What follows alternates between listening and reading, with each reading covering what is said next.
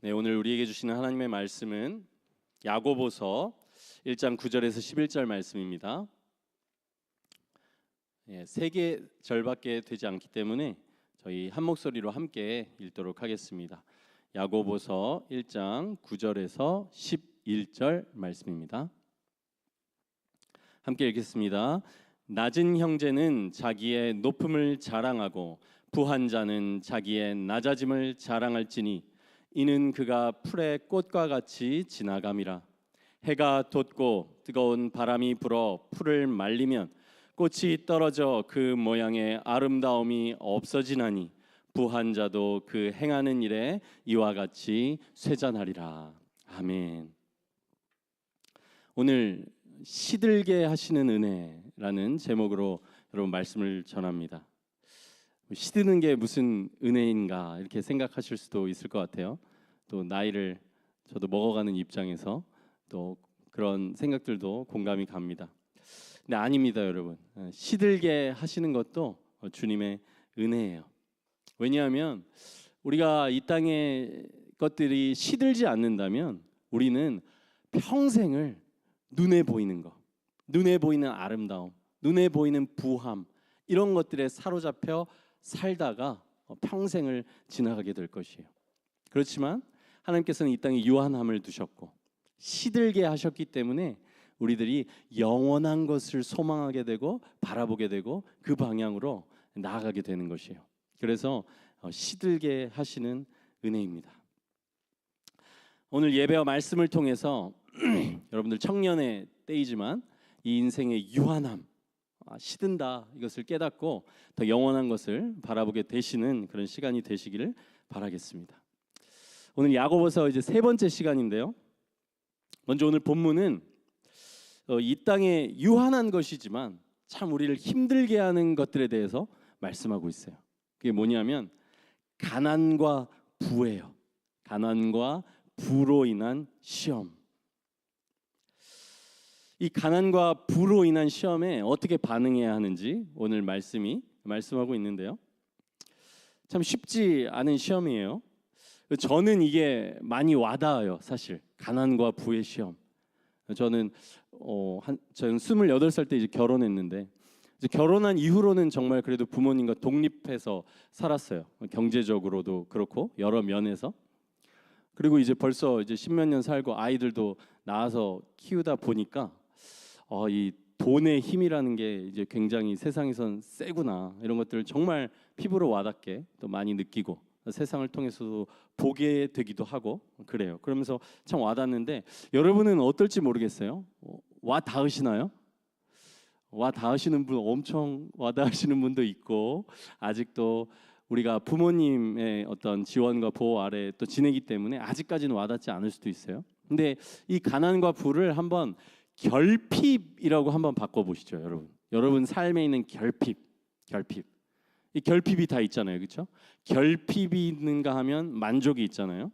그래서 이 결핍으로 바꿔보면 조금 더 여러분들한테 더 와닿을 것 같아요. 여러분들 상황들에 우리가 살아가면서 이 결핍을 경험해요.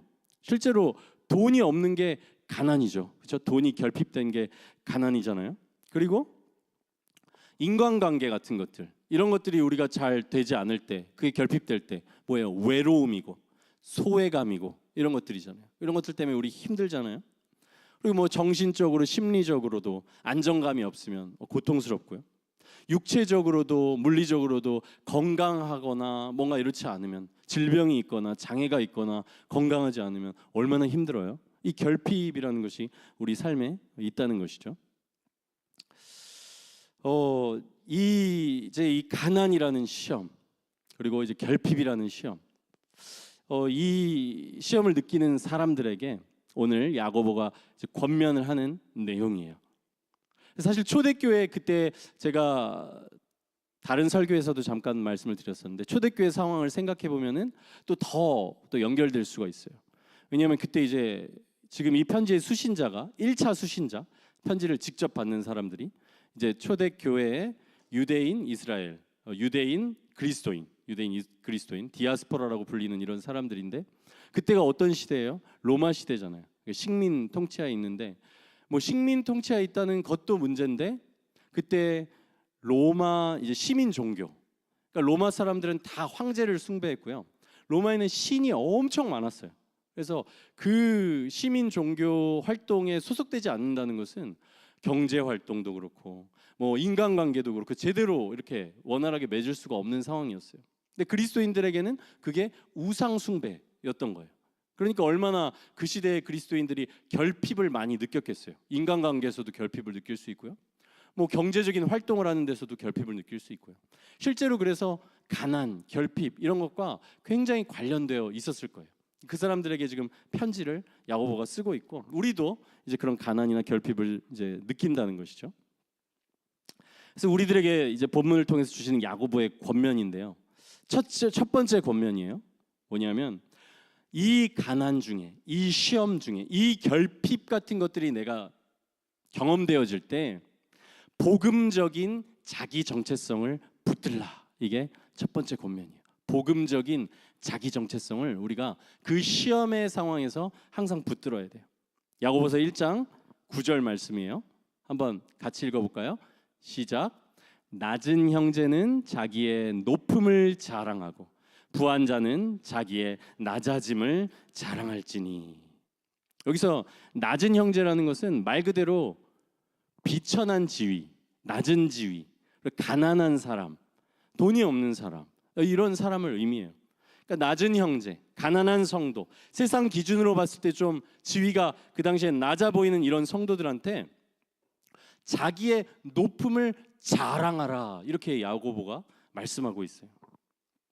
여기서 자랑하라, 여기서 사용된 단어가 어떤 의미냐면 기뻐해라, 그리고 영광스럽게 여겨라, 자랑스러워해라, 이런 말이에요. 그러니까 예수님을 영광스럽게 여기다, 자랑스럽게 여기다, 이럴 때 이제 사용된 단어예요. 똑같이. 그래서 우리가 그렇게 예수님을 자랑스러워하고 영광스러워 여기는 것처럼 자기의 높은 지위, 복음 안에서 흔들리지 않는 정체성을 자랑스러워하고 영광스러워해라, 이렇게 말씀을 하고 있는 것이에요. 권면에서. 그러니까 낮은 형제는 자기의 높음을 자랑하라, 이 말은 세상적인 조건 때문에 주눅들거나 위축되거나 비교의식에 빠지지 말고 세상에서 규정하는 어떤 것 때문에 그 낮은 자존감과 병든 자존감으로 살지 말고 오히려 복음 안에서 정말 자기의 높은 그 영원한 정체성을 확인하고 그것을 기뻐하며 영광스럽게 여겨라, 이렇게 말씀하는 거예요. 반대로 이건 낮은 형제는 그렇게 해야 되고요. 반대로 만약에 내가 어떤 사회적인 어떤 것, 세상적인 어떤 것으로 내가 자랑 삼고 그것 때문에 내가 참 마음이 부자인 것 같고 그런 사람들에게는 그거는 너 풀의 꽃같이 시드는 것이다, 기억해라, 이렇게 말씀하고 있는 거예요. 그러니까 복음적인 그 정체성을 기억하면서 영원하지 않은 것은 시든다는 것을 기억하고 네가 설령 세상적인 기준으로 낮아 보일지라도 너의 원래 정체성, 성경이 말하는 정체성은 그것이 아니니까 이 복음적인 정체성을 붙들면서 그 안에서 기뻐하라, 그걸 자랑해라, 당당하게 살아라, 이렇게 말씀하고 있는 거예요. 여러분, 이 정체성을 여러분들이 항상 기억하셔야 되고요, 항상 회복하시면서 살아가셔야 돼요. 여러분의 정체성은 이것이에요. 먼저 여러분은 하나님의 형상이에요. 하나님의 형상. 여러분 한 사람 한 사람이 하나님의 형상이에요. 하나님을 닮은, 하나님이 만드신, 여러분 한 사람 한 사람을 고유하게 하나님께서 만드셨어요. 근데 여기서 이제 더 나아가요. 그뿐만 아니라 우리가 하나님의 형상, 그러니까 피조물로서 만들어진 존귀한 존재일 뿐만 아니라 우리의 정체성은 우리가 받은 구원, 이 하나님과의 관계와 깊은 관련이 있어요. 그러니까 우리에게는 놀라운 구원의 은혜가 임했어요. 우리는 선택받은 자들이에요. 많은 사람들 중에서도 모든 사람이 하나님의 형상으로서 존귀하지만 우리는 특별히 더 은혜를 받아서 택함을 받은 자들이에요. 여러분 이것을 기억하세요. 그러니까 우리는 단지 피조물로서 존귀할 뿐만 아니라 그것을 넘어서서 그리스도 안에서 하나님의 형상이 아니고 하나님의 자녀, 하나님의 자녀. 그냥 하나님의 형상 피조물로서가 아니라 그걸 넘어서서 그리스도 안에서 하나님의 자녀가 된 자들이다. 이것을 기억하세요. 그러니까 우리는 하나님의 자녀예요. 여러분 성도의 영원한 정체성, 하나님의 자녀예요. 이게 여러분의 영적인 정체성인데 별로 감동이 없으신 것 같아요. 표정을 보니까 감동이 없어요. 감동이 없는데 저도 이제 말씀을 묵상하다가 그런 생각을 했어요. 내가 만약에 뭐 왕의 아들이라면 지금 이 시대에도 뭐 왕도 있잖아요. 근데 과거에도 왕은 있었고, 근데 만약에 왕의 아들이라면 내가 그 정체성을 얼마나 내 마음에 깊게 새기고 살까? 그런 생각을 해봤어요. 실제로 여러분이 왕의 아들이라고 생각해 보세요. 여러분이 학생이라고 생각할까요? 왕의 아들이라고 생각할까요? 여러분이 어떤 직업을 갖는다 한들 직업이란 건 바뀌잖아요. 여러분이 그 직업으로 여러분의 정체성을 삼겠어요? 아니면 왕의 딸이라고 여러분이 정체성을 삼겠어요? 어떤 행동을 하거나 어떤 걸 할 때 나를 이렇게 정말 규정하는 그 정체성으로 여러분이 뭘 갖겠어요? 왕의 아들이고 여러분이 왕의 딸이라면. 근데 성경은 우리에게 우리가 그 왕의 아들이고 왕의 딸이라고 말씀해요. 그게 우리의 정체성이에요. 근데 여기서 중요한 거는 그 왕을 얼마나 영광스럽게 여기냐에 또 달려 있는 것 같아요. 그러니까 우리가 그 하나님을, 그 영광스러운 하나님을 정말 알면 알수록 우리의 그 왕의 아들과 딸이라는 정체성은 정말 영광스러워질 것이에요. 그것은 변하는 것이 아니에요. 저도 잠깐 그 생각을 했는데요. 잠깐 생각을 하는데 막 마음에서 이렇게 좀 차오르는 느낌이 들더라고요. 나를 초라하게 보지 않고 정말 내가 왕의 아들이다, 하나님의 아들이다. 내가 그 영원히 변하지 않는 그 정체성을 내가 가졌다. 그건 영원하다. 그걸 생각할 때 정말 마음이 이렇게 차오르는 그런 느낌을 또 받았던 것 같아요. 이게 여러분 우리의 신분이고요. 복음 안에서 여러분 한 사람 한 사람에게 실제로 일어난 일이에요. 물론 예수 그리스도께서 하나님의 독생하신 유일한 아들이세요. 근데 그분이 하신 일이 우리의 저주, 우리의 비참함, 우리의 낮은 자리, 그 모든 것을 예수님이 가져가시고 그분의 의, 그분이 누리는 하나님 아버지와의 관계, 그분이 갖고 있던 영원한 생명, 그걸 우리에게 주신 거예요. 이게 예수님은 우리의 것을 가져가시고 그분이 우리에게 그분의 것을 주신 거예요. 이게 십자가에서 일어난 일이고 이게 바로 복음이에요. 그것을 통해서 우리는 하나님의 아들이, 자녀가 된 것이에요. 여러분 이것을 항상 붙드시기 바랍니다. 붙드시기 바라고 그리고 또 그것으로 끝나는 것이 아니라 우리가 하나님의 자녀잖아요. 하나님의 자녀. 그리스도께서 또 그 복음을 믿을 때 우리가 하나님의 자녀일 뿐만 아니라 그리스도와 하나 된 자예요. 그리스도와 연합된 자. 그 말은 뭐냐? 예수님께서 보내주시는 성령이 우리 안에 계셔서 그리스도께서 우리 안에 계신다는 거예요. 성경은 그것을 보배라고 말씀해요. 보배. 그 보배가 우리 안에 있는 자들. 그게 바로 또한 우리들이다. 또 거기서 더 나아가서 성경은 우리를 어떤 세상적인 가치 기준으로 정체성을 규정하는 게 아니라 너희는 세상의 빛과 소금이다. 빛과 소금이 되라도 아니고 너희는 세상의 빛과 소금이다. 그게 너희의 정체성이다. 그건 무슨 말이냐면 하나님으로부터 사명을 받은 자들이에요. 우리는 그 하나님으로부터 사명을 받은 자들이에요.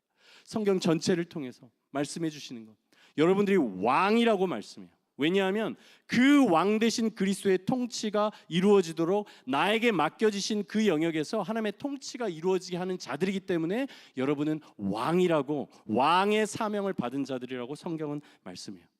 그리고 여러분은 하나님과 그 멀어진 세상, 죄 때문에 멀어진 세상과 영혼을 하나님과 이어주는 사명을 받았기 때문에 여러분은 또한 제사장이라고 말씀해요. 여러분은 왕이고요, 여러분은 제사장이에요. 하나님께서 여러분을 그렇게 부르시고 사명을 주셨어요.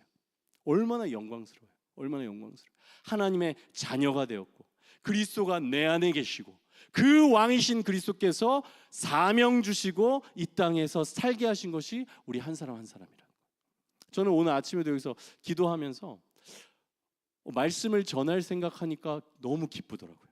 왜냐하면 하나님께서 나를 이 하나님의 말씀을 전하는 사람으로 사용해 주신다는 게 너무 감사한 거예요. 너무 감사한 거예요. 하나님께서 대사라고 말씀하시거든요. 하나님의 대사 얼마나 영광스러워요. 그 하나님인데요. 그 하나님의 말씀을 제가 이렇게 귀한 영혼들에게, 여러분 지금 어디 못 가고 제 얘기 들어야 되잖아요. 어쨌든 그 가치 있는 시간을 들여서 앉아서 얘기를 들어야 되잖아요. 하나님의 말씀에 근거해서 저는 말씀드리잖아요. 이거 얼마나 영광스러워요. 저는 그 영광이 너무나 귀하게 느껴져요. 그것으로 정말 생각할 때 또 한 번 나의 정체성을 어떤 것이 아니라 하나님이 내게 주신 그 사명, 이것으로 또한 생각하게 될 때 세상적인 그런 것들이 희미해지는 것을 저는 경험합니다. 여러분, 하나님의 자녀예요. 왕의 아들이시고요, 왕의 딸이에요. 그리스도가 여러분 안에 계세요. 그리고 그 그리스도께서 그냥 두지 않으시고 이 세상 끝날까지 함께 하신다고 하시면서 여러분에게 사명들을 주셨어요. 그러니까 얼마나 우리의 정체성이 귀합니까? 우리가 이 정체성을 붙들어야 된다는 거예요. 정체성을 기억하고. 근데 한편으로는요, 우리가 이 영원한 정체성을 붙들어야 돼요. 물론 붙들어야 돼요. 근데 저는 한 가지 노력이 더 필요한 것 같아요. 왜냐하면 우리가 세상에 살기 때문에, 그리고 그 세상이 우리를 굉장히 다른 가치 기준으로 생각하도록 만들기 때문에 한 가지 권면이 더 필요한데요. 이것을 위해서, 정체성을 붙들기 위해서.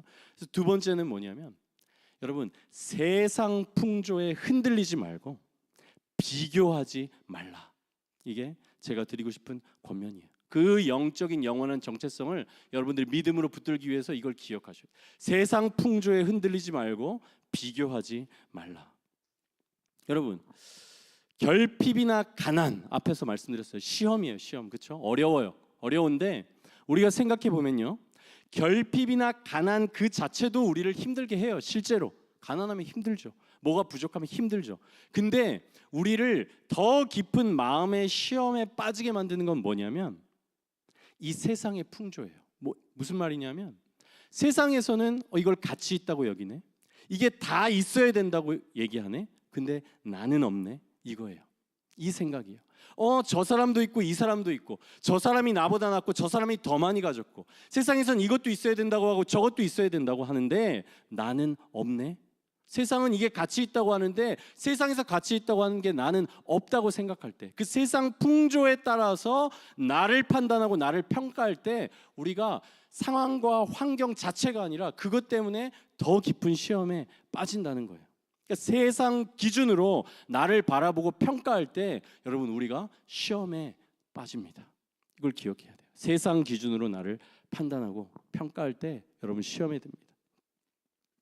그리고 기억해야 하는 건요, 우리가 세상 안에서 살아가기 때문에 나도 모르는 사이에 이 세상의 가치 체계가 여러분 안에, 정말 제 안에 이렇게 새겨지게 된다는 거.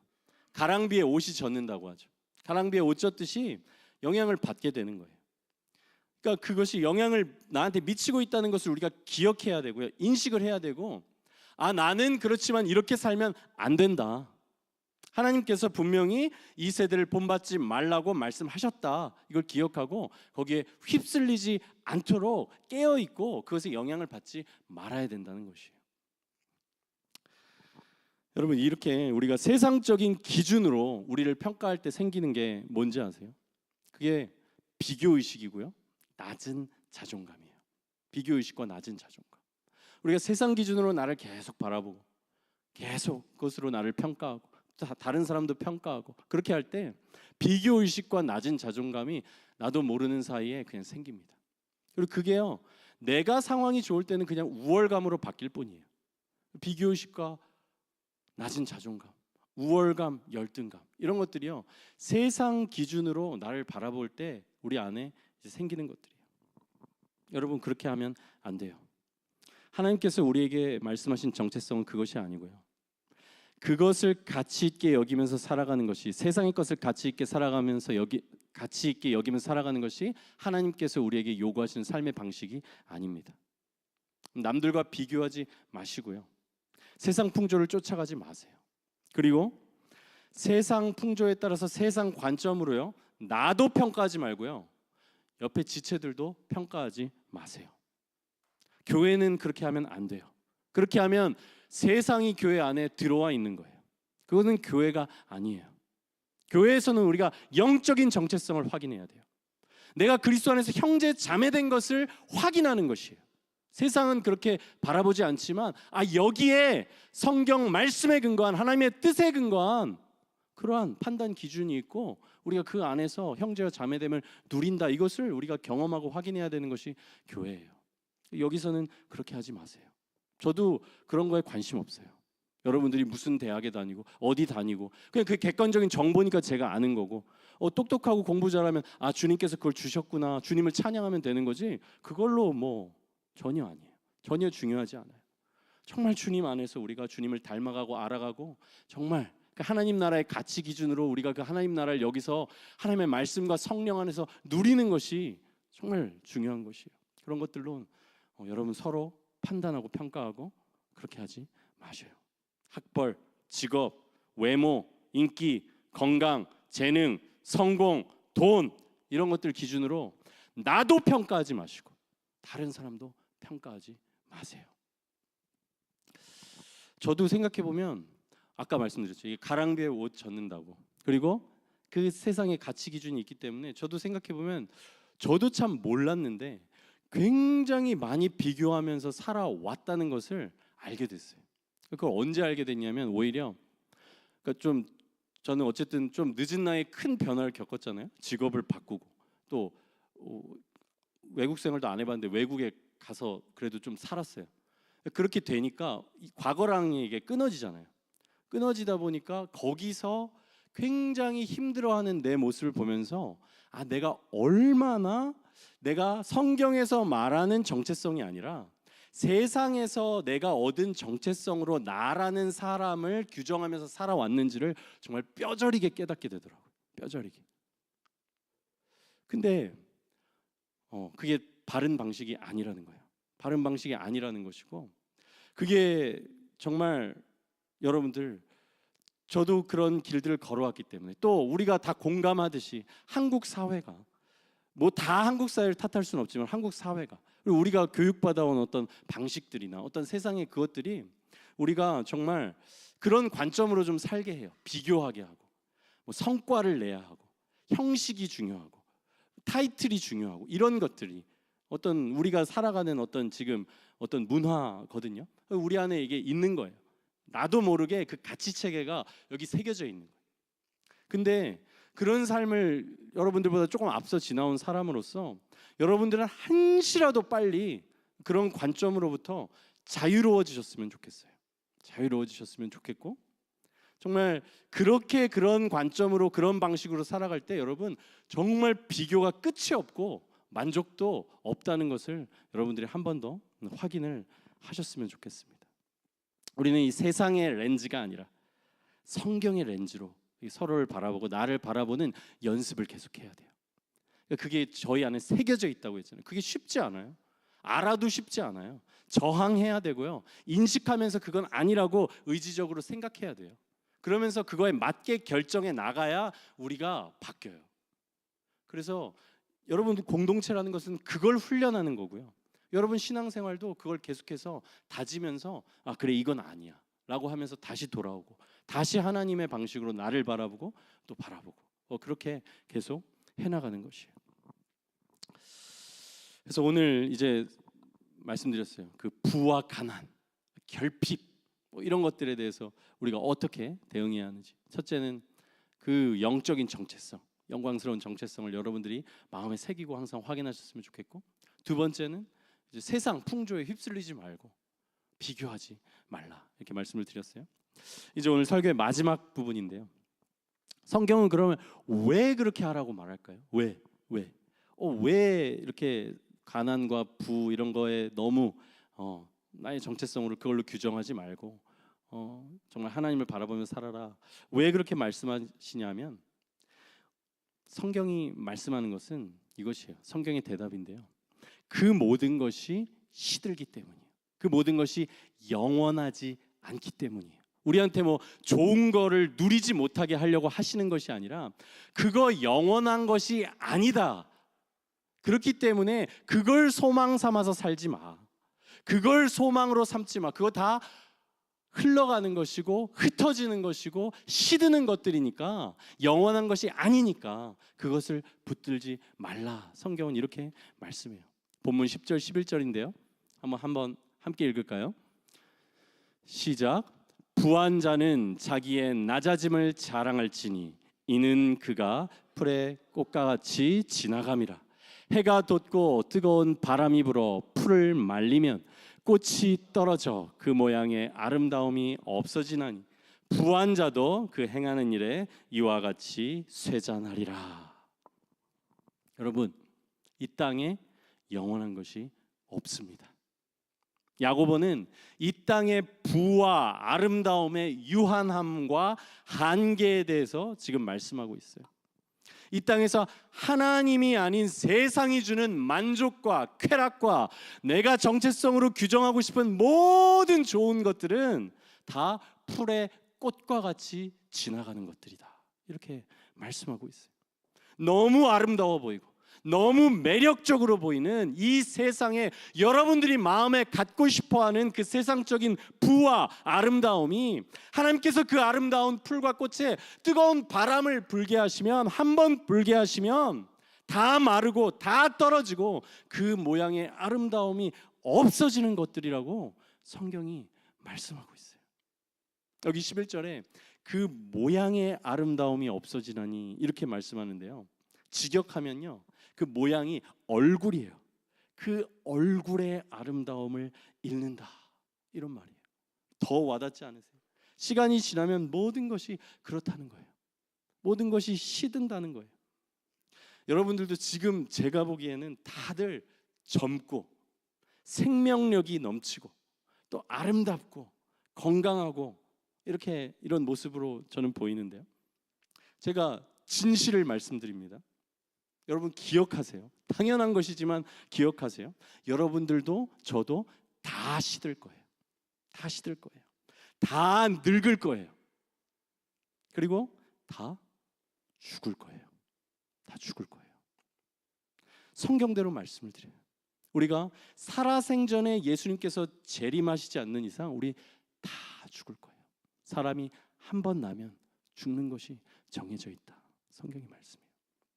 여러분 시들 것이고 병들 것이고요, 죽을 거예요. 우리가 다 그런 존재들이에요.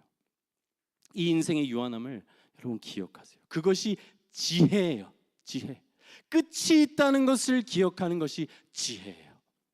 그래서 지혜 있는 사람은 그 유한한 것을 영원한 것을 위해서 사용하는 것이에요.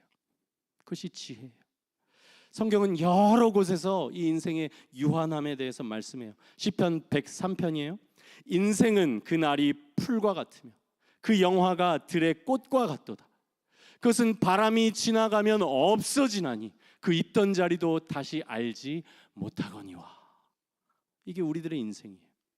우리들이 열심히 하는 어떤 것들의 결국이에요. 여러분 벚꽃 보셨죠? 벚꽃 많이 보러 가셨어요? 너무 예쁘더라고요.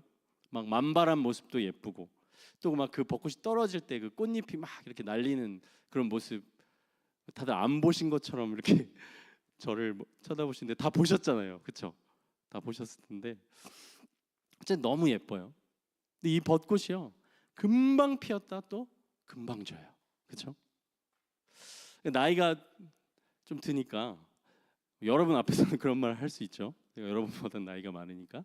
나이가 드니까 예전에 여러분들 또래 때는 제가 벚꽃 시즌이나 벚꽃을 보면 들었던 감정은 설렘이었던 것 같아요. 와, 설렌다. 근데 지금은 어떤 마음이 드냐면 그게 정말 아름다워요. 참 아름다워요. 아름다운데 한편으로는 이게 아련하게 슬퍼요. 아련하게. 막 비웃네. 비웃으시는데 이게 정말 그 아름다움이 짧잖아요. 벚꽃이 금방 피었다가 금방 지고. 그러니까 마치 이게 젊음과도 같고 우리 유한한 인생과도 같다. 이런 생각을 하면서 너무 아름다운데 근데 또 너무 아름답기 때문에 또 근데 그게 짧아서 슬픈 이런 감정들이 느껴지더라고요. 근데 그렇게 생각하면요, 이게 짧다, 끝난다, 죽는다, 사라진다 이렇게 생각하면요. 근데 정말 사실 허무하고 우울해요. 우리 인생이라는 게. 허무하고 우울해요. 근데 맞아요. 그게 또 한편으로는 맞아요. 영원함이 없는 인생이라고 하는 거. 하나님이 빠져나간 인생은 사실 우울하고 허무한 것이 맞아요. 근데 우리가 그것을 알아야 되는데 근데 거기서 끝나면 안 돼요. 우리는 거기서 허무함과 우울함으로 마치면 안 되고 거기서 끝나면 안 되고 이 유한함을 통해서 덧없는 것을 통해서 우리를 진짜 인도하고자 하시고 우리에게 알려주고자 하시는 우리에게 주시고자 하시는 그 은혜가 있다는 것을 우리는 아는 데까지 그 은혜까지 나아가야 돼요. 이 유한함을 통해서 하나님께서 의도하신 그 영원한 것을 바라보는 데까지 우리가 나아가야 되는 거예요. 이게 바로 시들게 하시는 은혜예요. 시들게 하시는 은혜. 이게 유한하고 짧고 이렇게 한데 하나님께서는 그것을 통해서 우리가 영원한 것을 바라보기를 원하고 영원한 것으로 소망을 삼기를 원하는 거예요. 모든 것이 시들어요. 유한한데 재밌는 건 정작 하나님께서는 우리에게 뭘 주셨냐면 영원을 사모하는 마음을 주셨어요. 전도서 3장 11절인데요. 한번 함께 읽죠. 시작. 하나님이 모든 것을 지으시되 때를 따라 아름답게 하셨고 또 사람들에게는 영원을 사모하는 마음을 주셨느니라. 이게 무슨 말씀이에요? 때를 따라 아름답게 하셨다는 것은 마찬가지로 영원한 것이 없다는 거예요. 때를 따라 사람이 나고 자라나고 장성하고 아름다워지고 그 때를 따라 아름답지만 또 그 때가 지나면 늙고 죽게 되고 꽃도 자라나서 꽃 봉우리가 열리고 꽃이 피고 그러나 떨어지고 이게 있다는 거예요. 때를 따라 아름답게 하신다. 영원한 것이 없다는 거예요. 근데 하나님께서는 우리에게 뭘 주셨다? 영원을 사모하는 마음을 주셨다. 영원을 사모하는. 이 땅의 모든 것들을 때를 따라 아름답게 하셨는데 영원한 걸 주진 않으시고 인간의 마음에는 영원을 사모하는 마음을 주셨대요. 이 마음을 왜 주셨을까요? 바로 하나님을 찾으라고 주신 거예요. 하나님을 찾으라고. 하나님께 돌아오라고. 너가 그 영원을 사모하는 그 마음은 하나님으로밖에 채울 수 없는 그 마음이기 때문에 이 땅의 모든 아름다움으로 네가 채우려고 해도 그것은 영원하지 않고 오직 영원한 하나님으로만 채울 수 있기 때문에 그 하나님께로 인도하시는 거예요. 그 영원을 사모하는 그 마음을 통해서. 여러분 이게 우리들 안에 있는 마음이에요. 그리고요 기억하셔야 될 거는 세상 사람들 안에 있는 마음이에요. 세상 사람들 안에 이 갈급함이 있어요. 영혼을 향한. 그러니까 여러분들 주위에도 있어요. 그래서 오늘 여러분들 목장 모임하실 때 VIP 이제 작정하실 텐데 이 시들게 하시는 은혜를 여러분이 경험하는 가운데 또 여러분들 주위에 분명히 있어요. 이게 상황과 환경이 다르고 이것을 생각하게 하는 제목이 다르지 모든 사람들 안에 하나님께서는 이 영혼을 사모하는 마음을 주셨기 때문에 그것들이 우리가 알게 되거든요. 그래서 그분들에게 여러분들 작정하시고 또 그분들에게 정말 영원한 그 생수를 줄 수 있는 것이 결국은 예수 그리스도의 복음이고 하나님과의 관계기에 우리가 또 그것을 전하는 것이에요. 그래서 여러분들 생각해 보시면서 목장 모임 때는 작정하시기 바랍니다. 여러분 주위에 이 은혜가 필요한 사람들 기억나시는 분들이 있을 거예요. 그분들을 여러분들이 이번 기회에 작정하고 그분들 위해서 기도하고 여기에 내가 찾은 답이 있고 여기에 내가 찾은 만족이 있다고 여러분들 소개할 수 있는 담대하게 믿음으로 그런 또 훈련의 시간이 되고 작정의 시간이 됐으면 좋겠어요. 이제 말씀을 맺습니다. 여러분의 인생에 결핍을 느끼고 계시죠? 어떤 면에서든. 그리고 또 내 인생이 이렇게 흘러간다 또는 시들어간다 이런 생각이 드시는 분들도 있을 수 있으세요. 하나님께서 여러분을 영원한 것으로 만족해 하시고자 부르고 계신 것을 여러분 믿으시기 바랍니다. 그래서 영원한 것을 향해 가세요. 풀은 마르고 꽃이 시들면 여호와의 기운이 그 위에 불미라. 이 백성은 실로 풀이로다. 풀은 마르고 꽃은 시드나 우리 하나님의 말씀은 영원히 서리라. 이 시들게 하시는 것을 이 결핍을 하나님께서 여러분을 부르시는 은혜로 여기시고 하나님께 나아가시기를 바랍니다.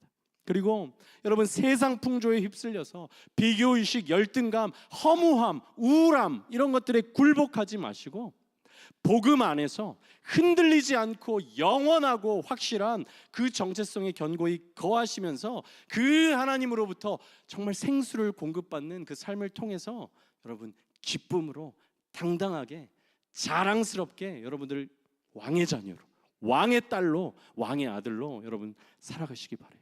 그렇게 살아갈 때요, 우리 주 예수 그리스도께서 약속하십니다. 그 예수 그리스도께서는 정말 그 영원한 목마름을 가지고 있는 우리들을 위해서 이 땅에 내려오신 분이세요. 그분이 정말 이 땅에서의 많은 그런 관계를 통해서 목말라 있던 그 사마리아 여인에게 이렇게 말씀하세요. 내가 주는 물을 마시는 자는 영원히 목마르지 아니하리니 내가 주는 물은 그 속에서 영생하도록 솟아나는 샘물이 되리라. 여러분들이 이것을 경험했으면 좋겠어요. 이것을, 이 만족을 주님 안에서. 그래서 세상적인 정체성이 아니라 흘러 없어질 것이 아니라 시들어 버릴 것들이 아니라 그것들 시간이 지나면 없어지잖아요. 없어지면 어떻게 할 거예요? 그 만족으로 삼다가 그 영원한 하나님으로부터 만족을 삼으시며 그것으로 만족을 얻었기에 그 만족을 또한 정말 전하시는 저와 여러분들 되시기를 바라겠습니다.